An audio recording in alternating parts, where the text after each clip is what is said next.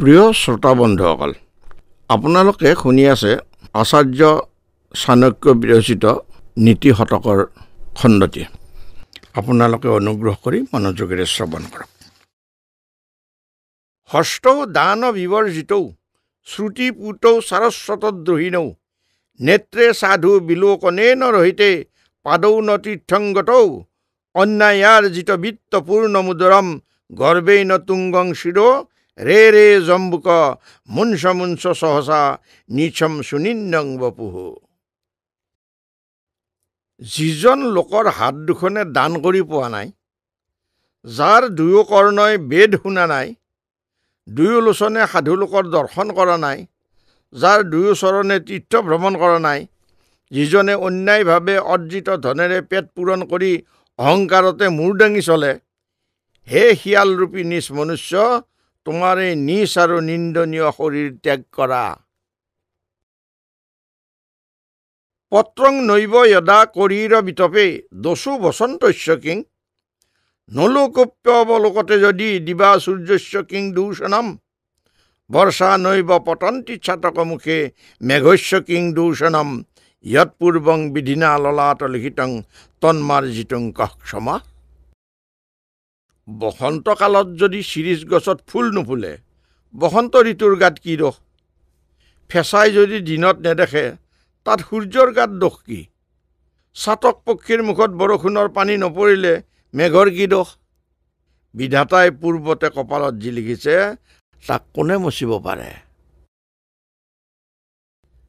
সাধূনাং দৰ্শনং পুণ্যম তীৰ্থভূতা হিসাধৱঃ Cullen ফলতি তীৰ্থম সদ্য সাধু সমাগমঃ। সাধুলোকৰ দৰ্শনতে পুণ্য হয়, কিয়নো সাধুলোক তীৰ্থৰ ৰূপ। তীৰ্থ দৰ্শনৰ ফল সময় আহিলেহে পাব, কিন্তু সাধু দৰ্শনৰ ফল লগে লগে পাব। সত্যং মাতা পিতা জ্ঞানম ধৰ্মো ভ্ৰাতা দয়া শোচা শান্তি পত্নী ক্ষমা পুত্ৰ সদেতে মম বান্ধৱা। সত্য মোৰ মা, পিতা মোৰ জ্ঞান, ধৰ্ম মোৰ ভাই, দয়া মোৰ মিত্ৰ, শান্তি মোৰ পত্নী আৰু ক্ষমা মোৰ পুত্ৰ, এই ছয়টা মোৰ বন্ধু বান্ধৱ। মাতৃবৎ পৰদাৰেষু পৰদ্ৰব্যানি লোস্ত্ৰবৎ আত্মবৎ সৰ্বভূতানি ইয়ঃ পশ্যতি সঃ পণ্ডিতঃ। যি লোকে পৰস্ত্ৰীক নিজৰ মাতৃৰ দৰে জ্ঞান কৰে, আনৰ বস্তুক ধন আদি মাটিৰ চপৰা যেন দেখে আৰু সমস্ত প্ৰাণীক নিজৰ আত্মাৰ দৰে দৰ্শন কৰে, তেওঁকেই পণ্ডিত বোলা হয়। গতে শোকো নকৰ্তব্য ভৱিষ্যং নৈব চিন্তয়েৎ বৰ্তমানেন কালেন প্ৰৱৰ্তন্তে বিচক্ষণাঃ। অতীত হৈ যোৱা বিষয়ত শোক কৰিব নালাগে, ভৱিষ্যতে কি হ'ব তাক লৈও চিন্তিত হ'ব নালাগে। বুদ্ধিমান লোকে বৰ্তমান কালক লৈহে চিন্তা চৰ্চা কৰি কামত লাগে। স্বভাৱেন হিতুষ্যন্তি দেৱাঃ সৎপুৰুষাঃ পিতা জ্ঞাতয়ঃ স্বৰ্ণপানাভ্যাম বাক্যদানেন পণ্ডিতাঃ।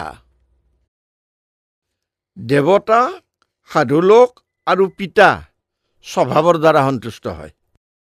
বন্ধু বান্ধৱ সন্তুষ্ট হয় সুভোজনৰ দ্বাৰা, আৰু পণ্ডিত লোক মধুৰ বাক্যালাপৰ দ্বাৰা সন্তুষ্ট হয়। প্ৰিয় শ্ৰোতা বন্ধুসকল, আজিলৈ খণ্ডটি আমি ইমানতে সামৰণি মাৰিছোঁ। এতিয়া আপোনালোকে অনুগ্ৰহ কৰি লাইক, ছাবস্ক্ৰাইব আৰু শ্বেয়াৰ কৰি আমাক অনুপ্ৰাণিত কৰক। ধন্যবাদ।